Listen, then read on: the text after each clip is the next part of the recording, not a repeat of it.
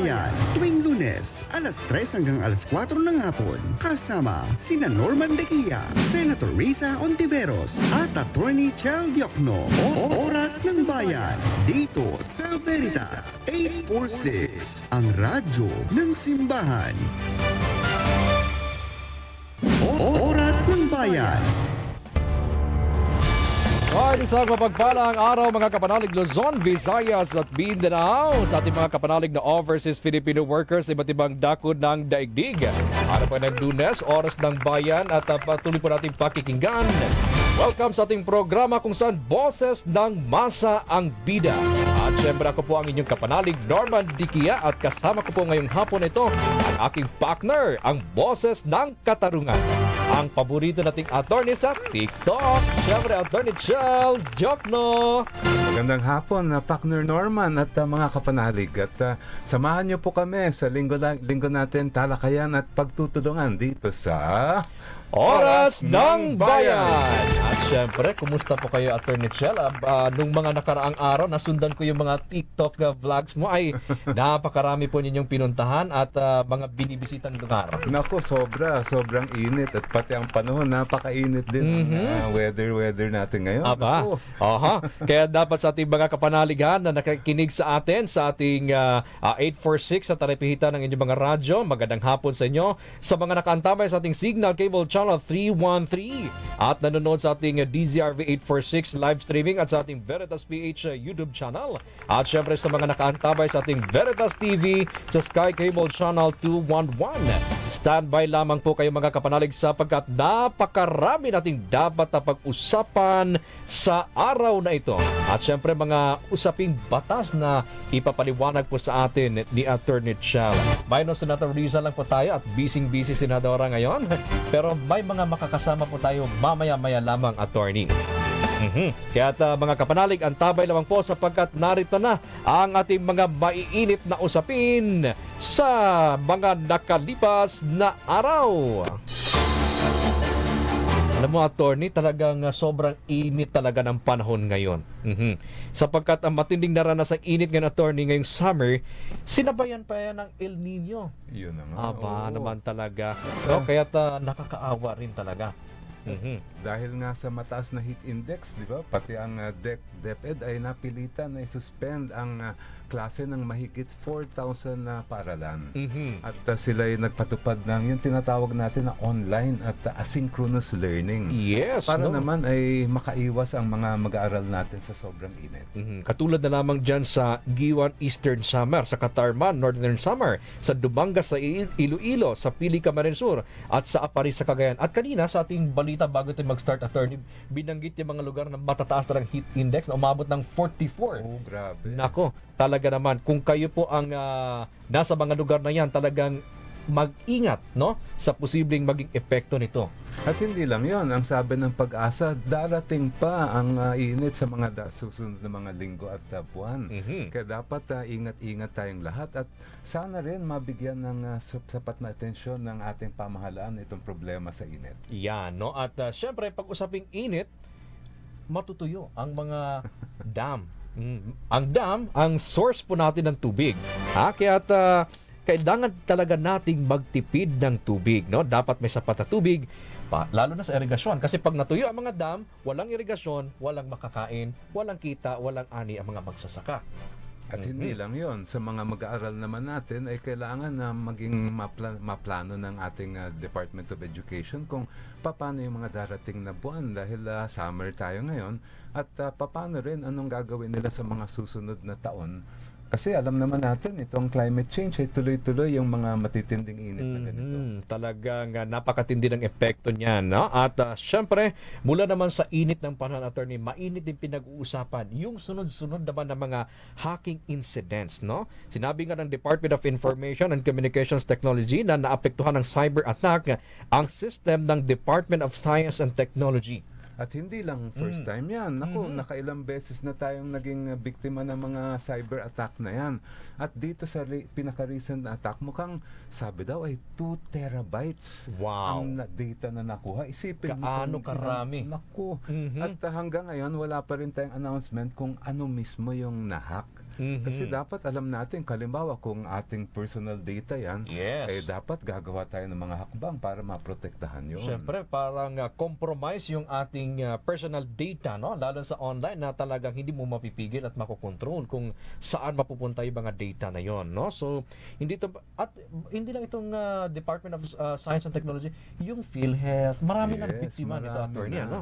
At ang issue kasi dyan ay, sabi nga nila yung personal data natin, yan ang bagong sabihin natin, treasure cache ng ating ng lahat. Dahil yun ang data na pag nawala sa atin yun, malaking bagay sa buhay natin. Ayan.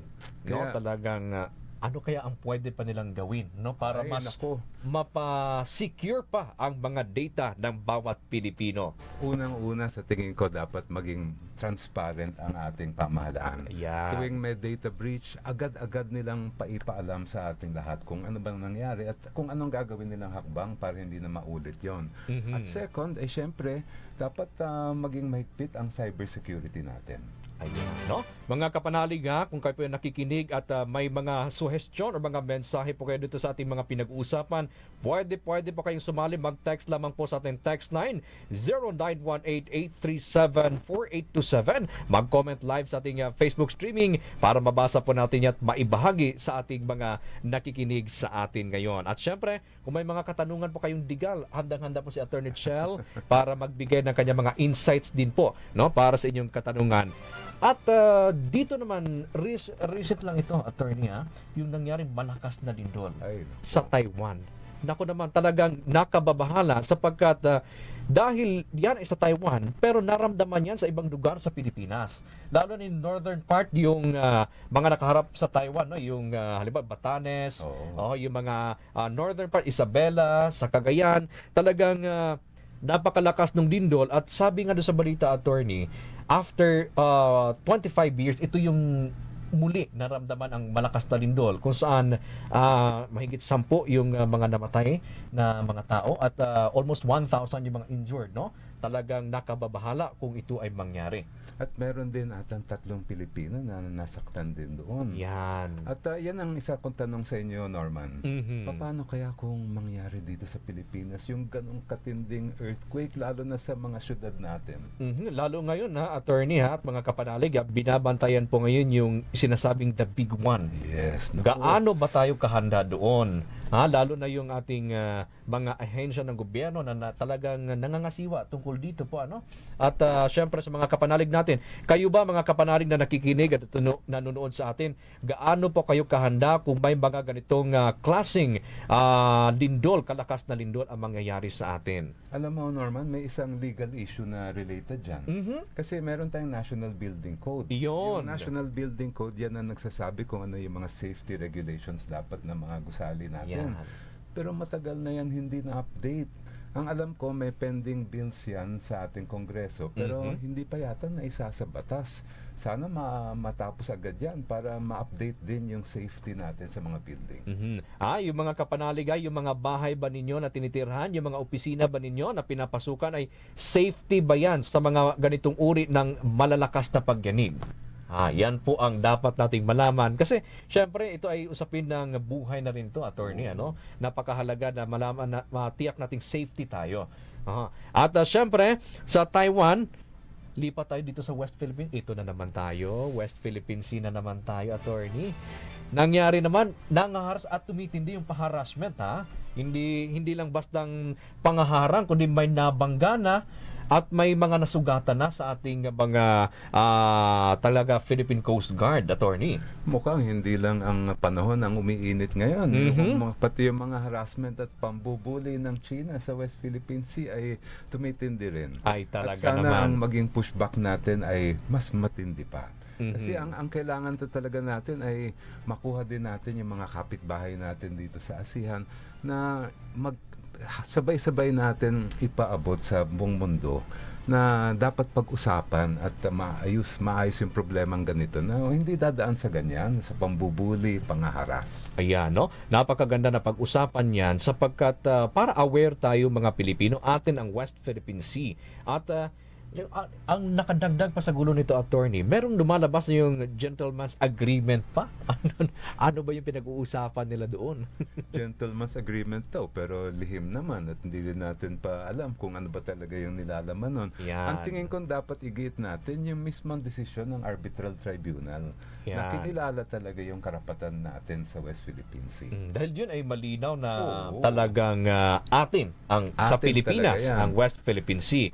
Kaya maganda na rin at sinabi ni PBBM na hindi niya in-honor yung kung ano man yung mga kasunduan ng previous administration. No? Pero nakalulungkot lang na merong ganitong palang mga usapan. Mhm. Ang nagiging tactic kasi ng China dyan ay gusto nila bilateral lang ang Mhm. usapin natin pagdating sa mga issue dyan sa West Philippine Sea at sa mas malawak na South China Sea.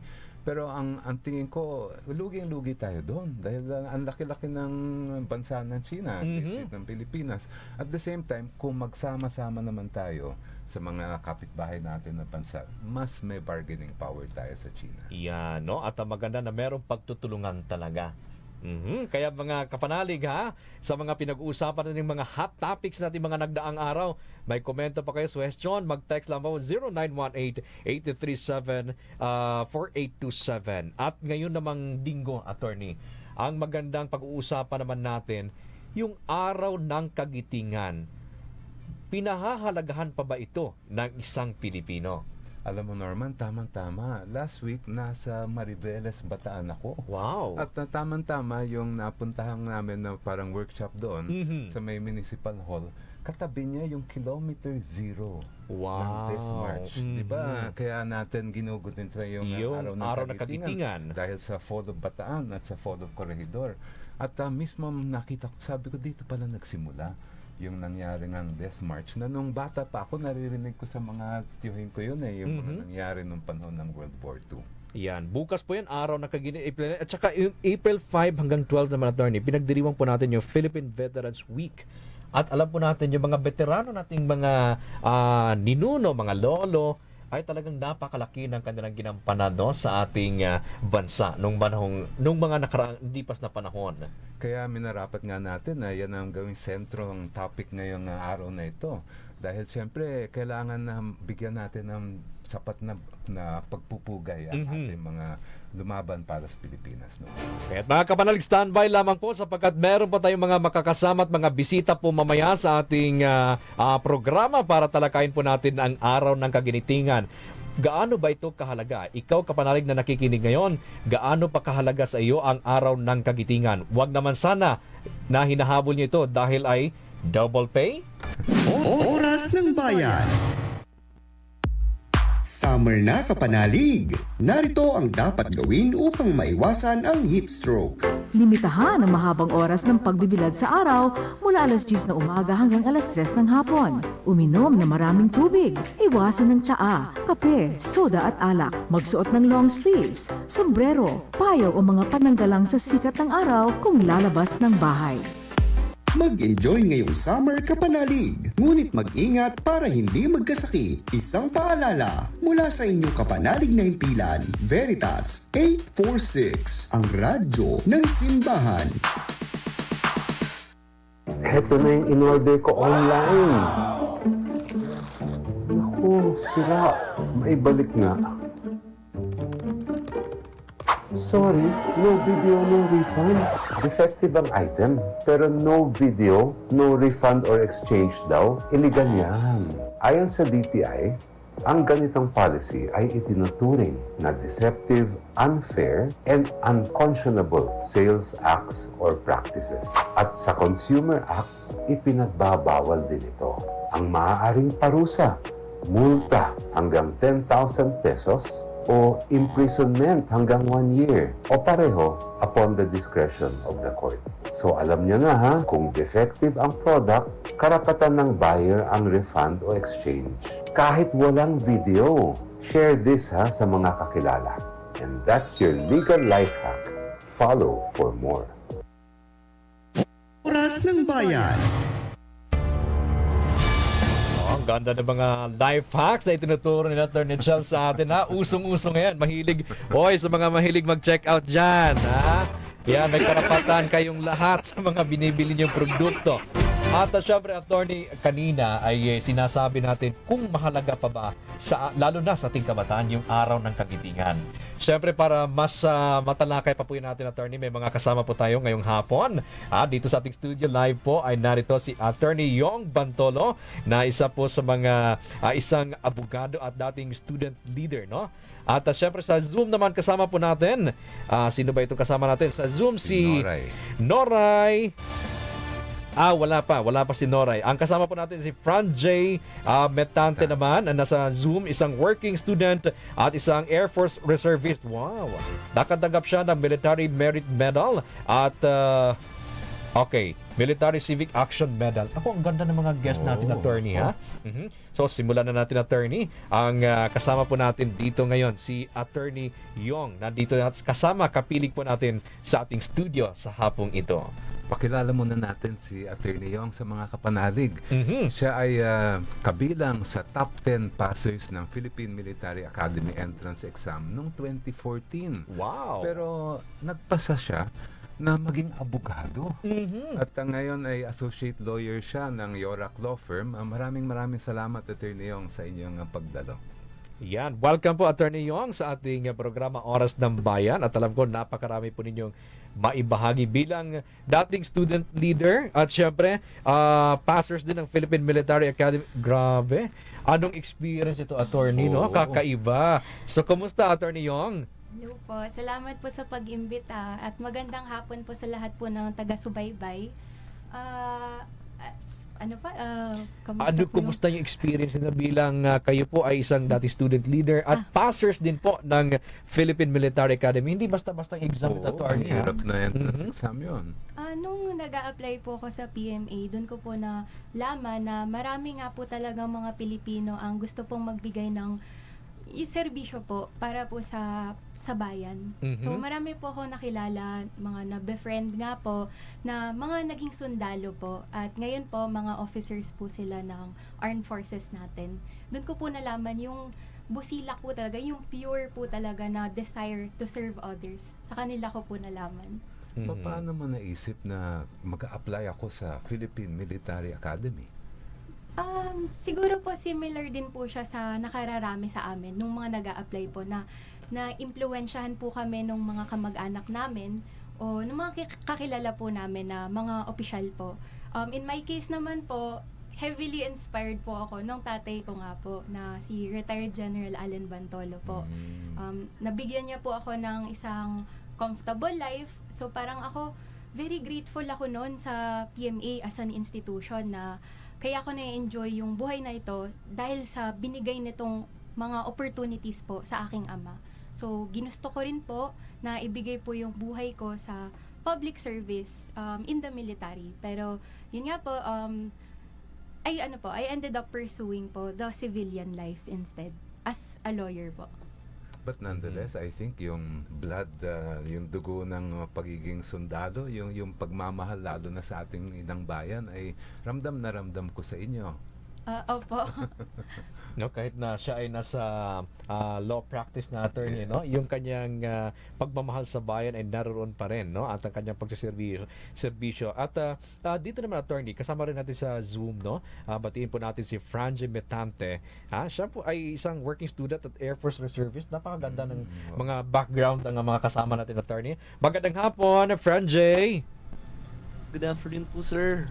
Good Rinig ko afternoon. ba ako? Yan, malinaw na malinaw. Yes, po. At syempre kasama po natin ang si Attorney Chel at si Attorney Yong na mga guest po natin. At Attorney, meron po kayong katanungan sa ating bisita ngayon sa via Zoom naman. Yes, may tanong ako kay Franjay at kay Attorney Yong din. Para sa inyo, curious ako eh.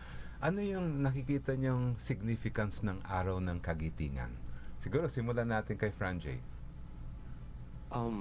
Hello sir, ayun, good afternoon po ulit. Bali, sa akin sa significance po kasi ng araw ng kagitingan kasi for me po ang araw kasi nito is parang nagpapaalala sa atin ng sakripisyo at pagmamahal sa bayan ng mga Pilipino nung panahon pa ng panahon ng digmaan.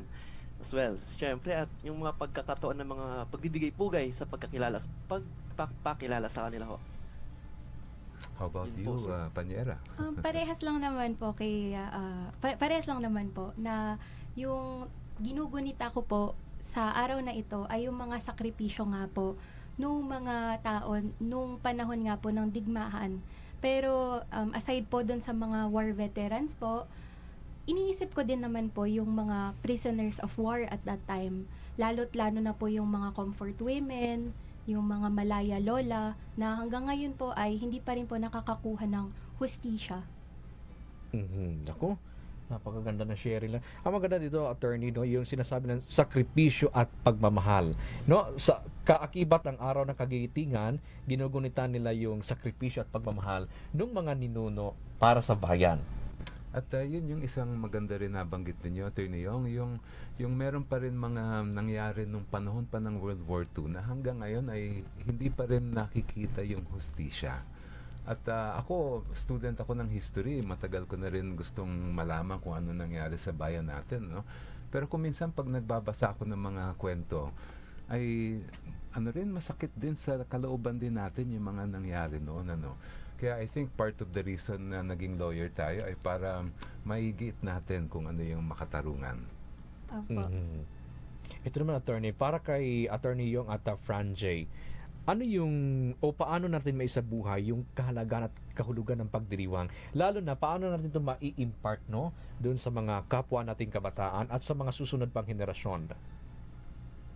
Para sa akin po, sa ating mga kabataan na mga nanonood po, importante na ma-maintain natin yung connection nga natin sa history. So, bilang holiday naman bukas, gamitin natin yung panahon na yon para makipag-connect sa nanay at tatay natin, sa lolo at lola natin, at sa mga kamag-anak natin na for sure, meron yung mga kwento na gustong ipamahagi sa inyo. At for sure din, meron tayong mga lessons na makukuha mula sa kanila. Kayo naman, Fran J.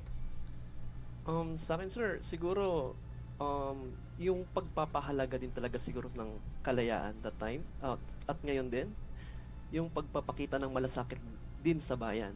That's it po. Yung pagiging responsable at pagiging matatag din as well. Yun, sir. Franji, interested ako, curious din ako. Paano mo naisip na maging isang Air Force reservist? Pakikwento mo nga sa atin. Ayun, sir. Actually, sir, since gusto ko rin talaga dati na maging sundalo, kaso nga lang, siguro sa hirap din siguro ng buhay, hindi ko na siya na-pursue pa. At sa tulong na rin siguro, sir, ng dito sa company ko ngayon, which is yung Chungdang Philippines, yes, sinasabi ko na lang din, nung time kasi, sir, na sinabi ng boss ko na, may link kasi yung company namin is under ng PEZA, so may link na binigay si PEZA sa amin. Hindi ako nagdalawang isip doon na sumagot na, parang ito na yung way na kahit papaano makuha ko yung sinasabi ko na gusto kong maging sundalo kahit papaano. Kahit ito man lang na way. So kahit papaano, sir, yun talaga. Hindi ako nagdadalawang isip na, kasi alam mo yun, sir, yung parang pag may dream ka talagang, okay, go na to. Go tayo dito. Wow, grabe. Yun lang, sir. Nakaka-inspire yung kwento ninyo. Ang dami ko rin Oo. mga kakilalang mga nasa Air Force, iba't ibang service natin, na ganun din yung naging mithiin nila. At syempre, attorney, no, dito sa sila, pareho silang dumaan talaga sa process ng pagpasok sa ating security forces ng bansa, attorney. Dito, may tanong natin sa kanila, ano yung kahalagahan ngayon nito, lalo na pinag-uusapan po natin yung maigting itong usapin ng China, attorney? Di ba? Mahalagang malaman din natin. Siguro magiging honest na lang po ako na kapag araw ng kagitingan, bilang public holiday nga po ito, madalas nakakalimutan na po namin yung kahalagahan nga ng araw at ginagamit na lang po namin itong panahon para magpahinga. At hindi naman natin parang maiba-blame yung mga tao, lalo't lalo na napagod po sila sa trabaho at kinakailangan din po nila ng panahon para magpahinga. Pero sa akin nga lang po, parang ginawa ko na lang din po siya na personal na parang obligasyon din nga po na kailangan din po natin kilalanin kung sino po yung mga dapat po natin i-commemorate nga ngayon. At na-mention ko na nga po kanina na meron pong grupo, yung mga Malaya Lola nga po, na hanggang ngayon po nagde-demand nga po sila ng apology. Pero hindi pa rin po nakakamit. In the context po to ng isang decision po by the Committee on the Elimination of Discrimination Against Women na nag-issue po ng desisyon na ang gobyerno daw po ng Pilipino ay nagkulang sa pag-support po sa mga victims nung pangalawang digmaan nga po. Yes, Franjay? For me, sa pagpapahalaga, sir, no? Tama? Ng today, talagang napakalaking tawag doon. Hindi lang kasi hindi lang kasi parang sinabi na, since nga sabi nga ni Ma'am kanina, hindi lang dahil holiday for that. Kasi, alam mo yun, yung tipong, nawawala na kasi yung tradisyon, yung halaga ng tradisyon, kung bakit natin talaga,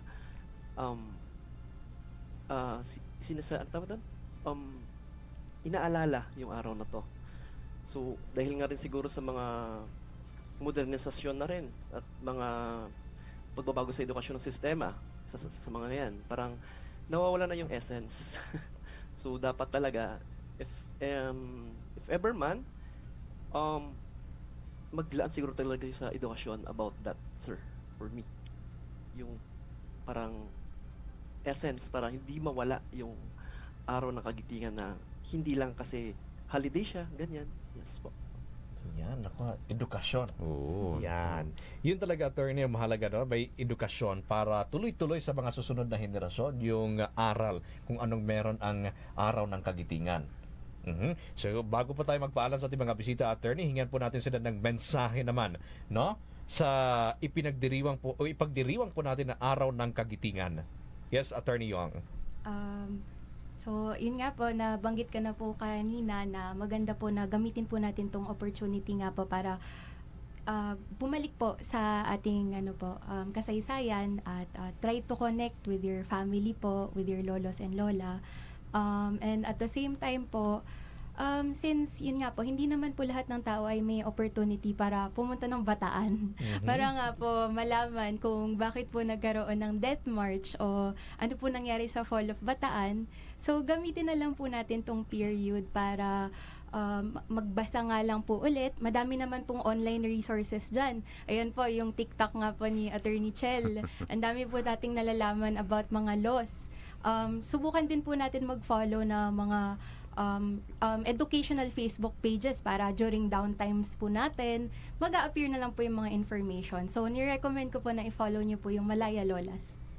Ayan. How about ikaw, Franjay? Anong message po ninyo dito sa ating ipagdiriwang na araw ng kagitingan? For me, sa lahat ng listeners natin ho dito at sa lahat pa ng kabataan out there, na yung pagpapahalaga sa kalayaan, pagkakiisa, ay talagang gawin pa natin. Hindi tayo mag-stop lang for, parang hindi lang masayang yung mga nagawa ng mga nagsakripisyo para lang sa kalayaan natin na to. Nandun yung sinasabi lang responsableng mamamayan. That's it. Sponsor. Nako, Attorney Chel, at maraming salamat sa mga bisita po natin ngayon. Napakaganda ng mga ibinahagi po natin. Edukasyon tungkol sa araw ng kagitingan, sakripisyo, paggunita sa sakripisyo at pagmamahal ng ating mga ninuno para sa ating bansa. At yung pakikipaglaban para sa inang bayan, di ba? Yan. Talagang yan ang VIP natin. Yan. Ako, maraming salamat sa mga bisita po natin sa araw na ito, Attorney Yong Bantolo at Franjay Metante, no? Sila po ay talagang kahit papaano sa journey nila ay nagkaroon sila ng chance na makibahagi man lang sa security forces ng ating bansa. Kaya maraming salamat sa inyong oras at syempre hanggang sa mga susunod po na mga pagkakataon, kung may mga ganito tayong mga usapin, sana ay makasama pa namin kayo dito sa ating palatuntunan. Oras ng Bayan. From Mega Manila, Philippines, and the World Wide Web through broadcast and social media. This Easter season, Veritas 846 Kapanani, 55 years of Catholic broadcasting.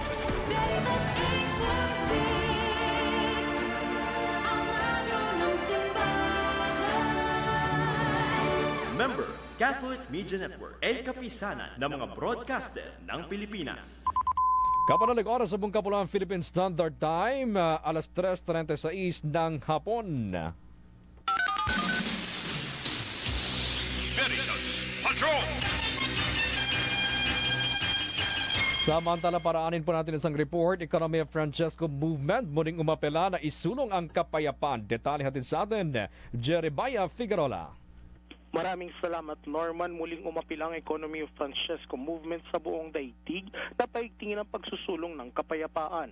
Ayon sa EOF Movement, ang apela ay dahil sa patuloy na nararanasan sa iba't ibang bahagi ng mundo ang pag-iral ng sigalot o digmaan na nagsasanhi ng pagkamatay ng libo-libong inosenteng mga mamamayan at mga bata. Kaugnay din ito ng kakatapos lamang ng EOF Movement Reading Marathon for Peace noong March 29 kung saan umabot sa 12 oras ang pagbabasa o pagbabahagi ng mga kwento, sanaysay at pag-uulat hinggil sa kahalagaan ng kapayapaan.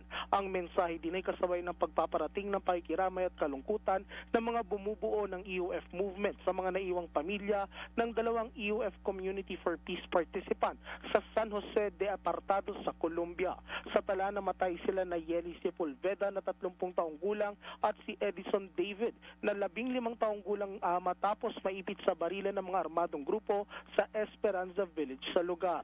Sa tala ng Estados Unidos, magugunita na umabot sa 170,000 ang bilang ng mga namatay na individual noong 2023 matapos maging biktima ng digmaan, sigalot at iba pang uri ng karahasan sa iba't ibang bahagi ng mundo. Para sa Veritas 846 ang radyo ng simbahan, ako ang inyong kapanalig Jeremiah Figueroa, sumainyo ang katotohanan.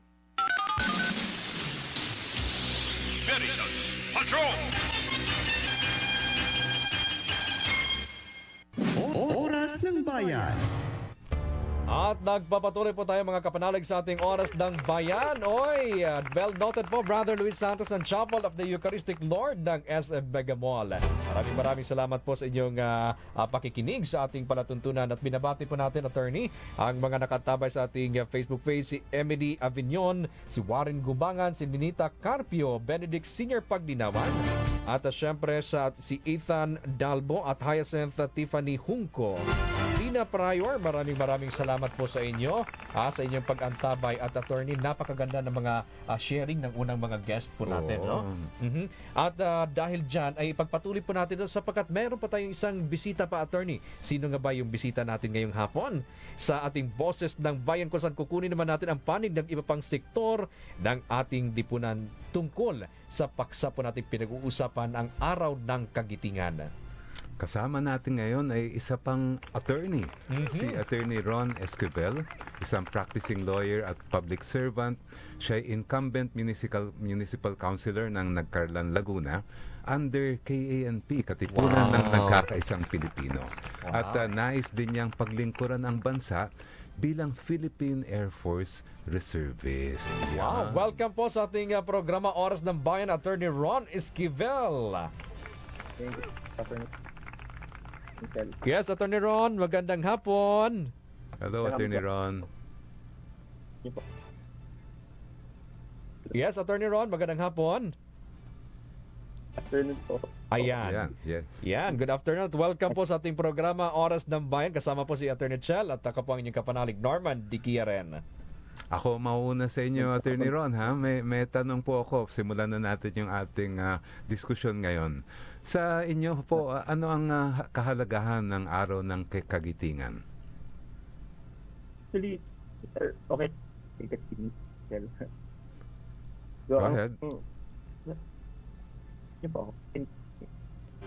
Babalikan po natin, ayusin natin ang linya ni Attorney Ron. Medyo nagkaroon ng technical glitch. No? So babalikan po natin si Attorney Ron para mas marinig po natin, Attorney, yung talagang kanyang insights po dito sa ipagdiriwang po natin bukas na Araw ng Kagitingan. Alam mo, Norman, ako may kwento ako dyan tungkol Wow. sa history eh. Dahil dati, hindi ko naman rin masyadong inaalam yung nangyari lalo na ng World War II. Pero siguro mga 15 years ago, ako ay in-engage ng isang agency na sumulat ng book chapter tungkol sa kasaysayan natin. At yung nakuha kong portion ay yung tungkol sa World War II. Wow. Aba, nung sinimulan ko magbasa, hindi na ako tumigil. Dahil talagang naaalala ko yung mga kwento ng lolo ko, kwento ng pati parents ko. Yung nangyari ng time na yon. At actually, yung trajectory ng history natin, ang laking bagay yung nangyari nung dumating dito yung mga sundalong Hapon. So, napakaganda talaga. At babalikan po natin si Attorney Ron Esquivel. Ready na ba si Attorney Ron? Hear me loud and clear. Yes, Attorney Ron, magandang hapon. Magandang hapon po. Can you hear me Ayun, po? malinaw. Klaro na ngayon. Malinaw na siya. Yan, may tanong si Attorney Chels sa inyo. Ano po sa inyong palagay, Attorney Ron, ang significance ng Araw ng Kagitingan na igugunitan natin bukas? Actually, din para sa akin po, tomorrow po will just serve as a reminder na kung bakit po may ini-enjoy tayong mga karapatan, kalayaan sa ngayon po. So sa atin po parang paalala lang na kung hindi dahil po sa sakripisyo ng ating mga bayani, ng ating mga sundalo, wala po itong mga karapatan, kalayaan po natin ngayon. Tama yan. Actually, yun din ang sinasabi ko sa mga kabataan na tuwing kinakaharap ko sila eh. Na yung in-enjoy nilang kalayaan mag-FB, mag-IG, mag-TikTok, ay nako, pinaghirapan yan, nanggaling yan sa mga sakripisyo ng mga naunang Pilipino. So, thank you for your contribution din. Kasi dapat naman talaga maaalala natin yung mga sinakripisyo ng mga nauna sa atin. Tama. At sa inyong tingin po ba, Attorney Ron, nabibigyan pa kaya ng sapat na pagkilala ng, lalo na itong kasalukuyang henerasyon na, yung mga talaga mga magigiting nating kababayan na nagbuwis talaga ng kanilang buhay para ipaglaban ang ating kalayaan? Para sa akin po, kung pag-uusapan natin is yung pagkilala, meron naman po siguro. Pero kung yung sapat po ba yung pagkilala natin, sa tingin ko parang hindi na po ganun kasapat. Parang ang nangyayari po kasi dahil sa tagal na rin po siguro ng mga araw, parang nagiging daily routine na lang po sa atin yung pag-celebrate ng mga ganitong bagay na minsan nawawala na po yung essence o yung mensahe. So siguro ang dapat po, magkaroon po tayo talaga nung parang sincere and tamang celebration ng araw po na ito. Maganda nga yung punto ni Attorney Ron, ano? Tsaka maganda rin kung siguro mahikayat din natin yung mga artist natin na gumawa ng mga pelikula naman tungkol sa World War II.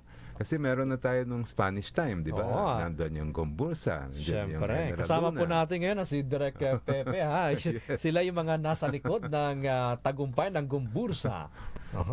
Direct Pepe. World War II naman. Maganda rin na mga kwento yan, ano? At syempre, si Attorney Ron po ay isang public servant, isang counselor po dyan sa Nagkarlan. Magandang malaman din po natin, Attorney, bilang counselor po sa inyong bayan, Attorney Ron, ano yung mga naiisip mong mga pamamaraan para mas ma-i-impart pa sa mga, lalong-lalo na sa kabataan, no? Yung mga kasaysayan natin, ang paghihirap at pagmamalasakit ng ating mga magigiting na bayani ng Pilipinas. Actually po, dito po sa amin sa Nagkarlan, masasabi ko na, kumbaga medyo laking lola po kami. Or yung henerasyon po namin, laking lolo at laking lola po kami. So yung mga nangyari po noong giyera, noong Second World War, yung mga lolo po namin yung lumaban doon. And Nagkarlan po ay isa sa, kumbaga, naging base o madami pong nag-participate dito sa laban na to. Ngayon madami ho kaming kwentong naririnig. Actually, yung lolo ko po is part of the guerrilla forces po noong giyera. Madami pong kwento. Kaya lang, hindi rin po nabigyan. Policy-wise, sa amin po sa munisipyo sa Sangguniang Bayan, parang hindi po natutukan noon na magkaroon ng isang ordinansa o isang batas na talagang tututok doon sa karapatan ng ating mga veterans. Ang nakakalungkot lang po kasi, yun na nga, sobrang tagal na, matatanda na, at karamihan po ay mga namatay na yung ating mga sundalo. Hindi po natutukan o nabigyan talaga ng pagpapahalaga yung kanilang sakripisyo. Actually, ako po, hindi naman, to be honest, medyo may lapses din po dahil actually, bago pa lang po ako manalo, nung law student pa lang po ako, naisip ko na po na gumawa ng isang ordinansa para kumbaga taon-taon i-gather po yung pamilya at yung mga buhay pa pong mga veterans natin para magkaroon po ng yung bagang meaningful na celebration pagkilala po dun sa mga nagawa po nila. Kaya lang sa sobrang dami po na ginagawa, and I want to apologize for this. Hanggang ngayon po, pending pa rin po, draft pa lang din yung ordinansa po na plano ko pong ipasa dito po sa amin sa Nagcarlan. So hopefully time permitting, maisagawa na po namin yan, mapag-usapan namin sa Sangguniang Bayan para po yung mga natitira na veterano namin talagang makilala po namin, at nakakalungkot man po bago po pumanaw pa lahat at least makagawa man po kami ng programa para sa kanila. Magandang ordinansa yan, Attorney Ron. Upuan natin at gawin natin yan para pati yung mga ibang LGU ay may magagamit din na model. Kasi yung pagkaalala natin ng mga pangyayari noon, malaking bagay para sa mga kabataan ngayon, ano? Opo. Actually, yun nga din po. Siguro, yun din po ang kulang para magkaroon yung kabataan ng mga makikita o mababasa na para malaman nila na okay, mayroon pala kaming gawin para mag-participate. So para maging aware lang din po talaga sila kung ano yung mga nangyari noon. Siguro kulang lang din po tayo ng ibinibigay na in fact, actually madami po palang materyales, pero hindi lang po natin talagang naipapakita sa mga kabataan alin ba talaga dapat nilang aralin o pagtutukan ng pansin. Naku, maganda yung ordinansa na pinapanday ngayon Attorney Ron, Attorney Chel, no? Para kung maipasa ito, pwede siyang gawing benchmark sa lahat ng mga LGU. Kasi ako, lolo ko ay war veteran din, pero matagal na siyang patay. Yung lola ko na lang nabubuhay, at siya yung lagi nagkukwento ng mga karanasan ng lolo ko noon, no? Magandang ganitong uri na pagtitipon na talagang sama-sama sila upang bigyang parangal at pagkilala. Tama yun. At yung Laguna, actually hotspot yan eh. Even also of course dito sa Manila, ang dami rin mga nangyari dito na hindi pa masyadong alam ng kabataan ngayon. Kung pwede ko lang pong maihabol. In fact, meron naman po siguro tayong batas nationally patungkol po dito sa ating mga veterans. Kaya lang, siyempre po, iba po yung, kumbaga, kung mailo-localize namin, iba po yung feeling na yung sarili naming munisipyo yung mag-aalaga sa mga veterans namin. And yun po yung gusto po sana namin gawin. Yun lang po. Nako, bilang alam po natin si Attorney Ron ay isang Philippine Air Force Reservist, no? Bilang isang reservist po, Attorney Ron, ano yung parang mensahe po ninyo, no, sa ating mga tagapakinig ngayon na maging bahagi? Ano bang ginagawa ng isang reservist?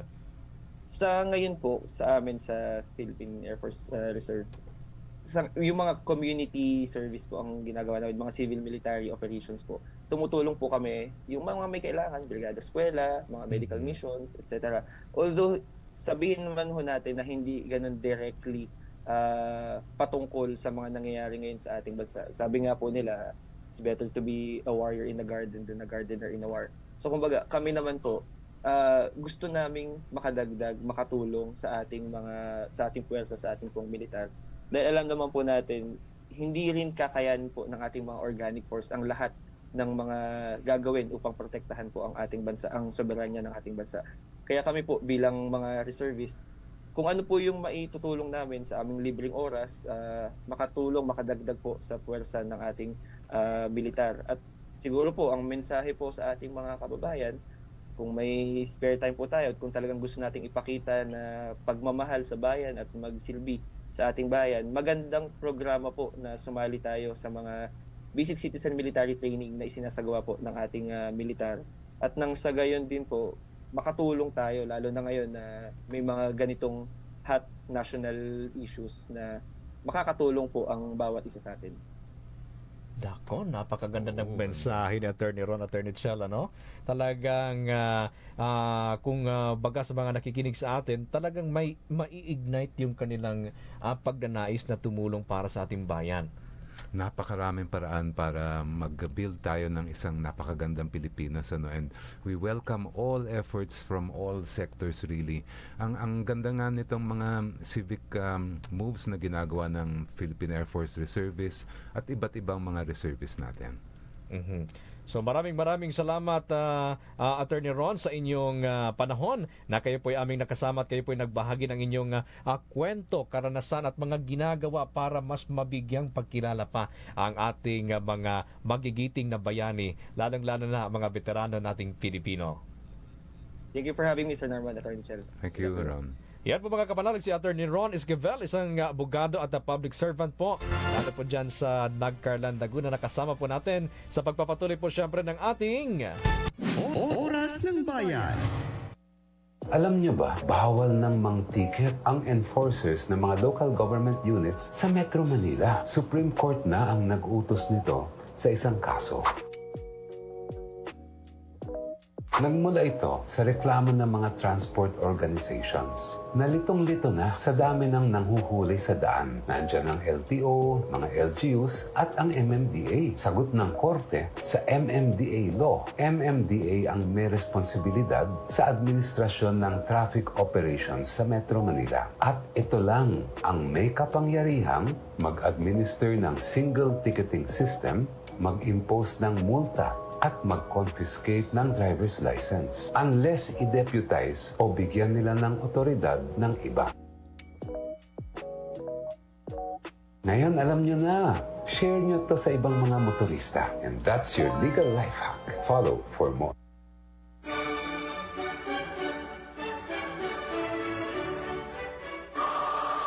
Ako ang inyong kapanalig, Bishop Jose Elmer I. Mangalinaw mula sa Diocese ng Bayumbong. Ugaliing makinig sa Veritas 846, ang radyo ng simbahan, sa Signal Cable Channel 313 at manood sa DZRV 846 Facebook page. Kapanalig, ngayong Easter season, ating pagnilayan ayon sa Aklat ng Colossus, Kabanata 1, talata 13 at 14. For He has rescued us from the dominion of darkness and brought us into the kingdom of the Son He loves, in whom we have redemption, the forgiveness of sins. Ang tagumpay ni Kristo mula sa kamatayan ay dahil sa kanyang pagliligtas sa ating mga kasalanan na ipinagpapasalamat ng sanlibutan. Kaya, purihin natin si Kristo at ipagbunyi ang kanyang muling pagkabuhay. Happy Easter, mga kapanalig!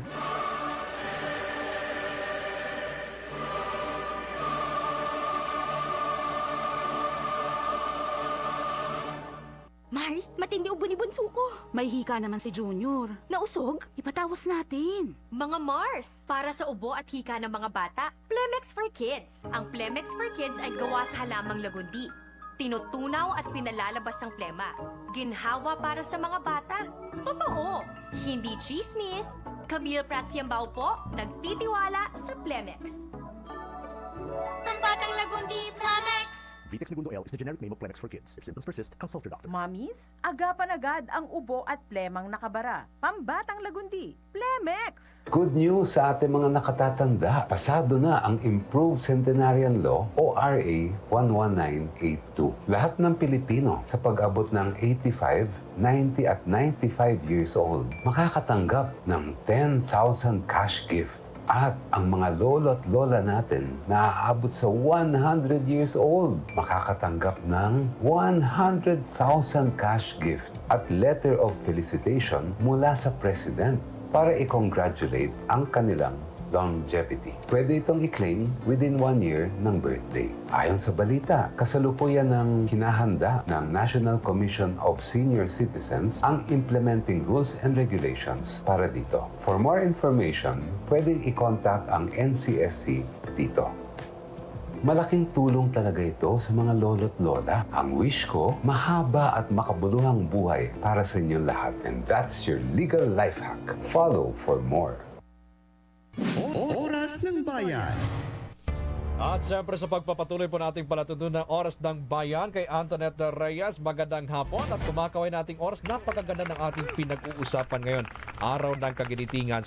Siyempre huwag po nating kalimutan ang katapangan at sakripisyo ng mga war veterans nating mga Pilipino. Sa ating segment na attorney, paki-explain, pag-uusapan natin ng mga batas para sa mga veterano. Ano ba ang mga batas na meron ito, attorney? Ay, nako, maganda ito, maganda. Unang-una, datos muna. Ayon sa ating Philippine Veterans Affairs Office, nasa 151,824 na Pilipino ang lumaban para sa atin nung ikalawang digmaang pandaigdig o World War II. Wow. At syempre, para naman mabigyan natin ng pugay at matulungan din natin ng mga veterano, meron na tayong batas dyan. And recently ay lalo pang na-upgrade ang batas na ito. Ang tinutukoy ko ang Republic Act 11958 na itinaas ang disability benefit ng mga veterano natin mula 350% hanggang 488%. Wow. Kaya tayo nagpapasalamat din sa Kongreso na naisabatas na ito para naman lalo pang matulungan natin ang mga veterano natin. Magagamit ito sa mahalagang pangangailangan ng mga veterano, syempre, attorney, no? Lalo na yung mga gamot kasi marami sa kanila talagang mahihina na at mga matatanda at iba pang mga gastusin. Ano pa ba ang mga benefits nila, attorney? Ay, marami pa silang benefit pero itong problema. Sa buong Pilipinas, iisa lang ang Veterans Hospital natin. Yan ang nasa Quezon City. Palagi ko, alam natin lahat dito, yan. kapitbahay lang natin ito. Veterans Iisa Memorial Medical Center. Pero ito, paano naman yung mga veterans natin na nasa Visayas at nasa Mindanao? Oo, syempre. Sana naman ay makapagpasa rin tayo ng batas para makapagtayo tayo ng ospital doon. Actually, meron ng isang Senate bill at ito ay sinusuportahan ko na rin na sana sa lalong madaling panahon ay magkaroon pa tayo ng dagdag na ospital para sa mga veterano. Mahalaga ito, syempre, attorney, no, para mabigyan natin sapat na atensyong medical yung mga war veterans po natin. At syempre, hindi lang pati yung kanilang mga asawa, no, na talagang katuwang nila sa buhay. Kailangan nila yon at I'm sure they will be very happy to hear about this new law. Nako, napakaganda ang ating talakayan ngayon, mga kapanalig, sapagkat pinag-uusapan natin ngayon ang kahalagahan ng pagdiriwang bukas, April 9, araw ng kagitingan. Hindi lang yan basta-bastang holiday. Tama po. At syempre, bigyan natin ng panahon na maalala natin at mabigyan natin ng tamang pagpupugay ang lahat ng lumaban para sa atin ng World War II. At syempre, attorney, dahil pinag-uusapan natin ang mga bayani, alam ko yung mga kasamahan ko dito, attorney, aayon ito sa akin. Ano ba ang mga benefits ng mga bayaning manggagawa na papasok bukas? Ay, nako, maraming magandang usapin yan. Abangan ninyo yung susunod po natin na TikTok. Ayan, ha? Abay, invite po sila, attorney, saan po mapapanood ang inyong mga... Uy, kanina napakinggan po ninyo yung mga video or audio ni attorney na nagpapaliwanag. Saan ba nila mapapanood yung attorney? Basta't hanapin nyo lang yung pangalang Chel Diokno na meron tayong www.cheldiokno.com. Sa IG, makahanap din nyo ako sa pangalan Chel Diokno, pati sa TikTok, sa YouTube at lahat ng SOCMED platforms. Hope to see you there. Yan. Ako, napakaganda ng ibinahagi sa atin ni attorney, no? Punong-puno tayo ng mga life hacks, ika nga, sa mga simpleng gawain, simpleng mga pinagdadaanan natin sa buhay, no? At napakarami may kaakibat ng mga pagpapaliwanag. Kaya ang ating attorney na tagapagpaliwanag ng mga usaping legal ay nariyan ready para sa inyo, mga kapanalig. At syempre, sa bakabuluhang araw na naman ang dumipas dito sa ating palatuntunang oras ng bayan na tuwing Lunes pa ito, mga kapanalig, huwag po ninyo kaming kalimutan. Araw ng Lunes, alas 3 hanggang alas 4 po ng hapon, dito lamang sa inyong kapanalig na himpinan, Radyo Veritas 846 sa talapihitan po ng inyong mga radyo. At syempre, inyo rin pong mapapanood sa Team Veritas TV sa Sky Cable Channel 211. Maraming salamat po sa inyong pagsama sa aming dalawa ni Attorney Chel ngayong hapon, mga kapanalig, sa programa natin kung saan Boses ng Masa ang Bida. Ako po ang inyong kapanalig, Norman Dikia. At ako naman po, si Attorney Chel Diokno. Samahan niyo po kami sa susunod na Lunes, alas 3 ng hapon, sa linggo-linggo natin talakayan at pagtutulungan sa Oras ng Bayan. Sumainyo ang katotohanan. Oras ng Bayan. Inyong napakinggan ang Oras ng Bayan. Abangan muli tuwing Lunes, alas 3 hanggang alas 4 ng hapon. Kasama sina Norman Deguia, Senator Risa Ontiveros, at Attorney Chel Diokno. Oras ng Bayan, dito sa Veritas 846, ang radyo ng simbahan. Panalangin kay San Roque. O mapagmahal at makapangyarihang Ama, sa pamamagitan ng anghel ay ipinangako mo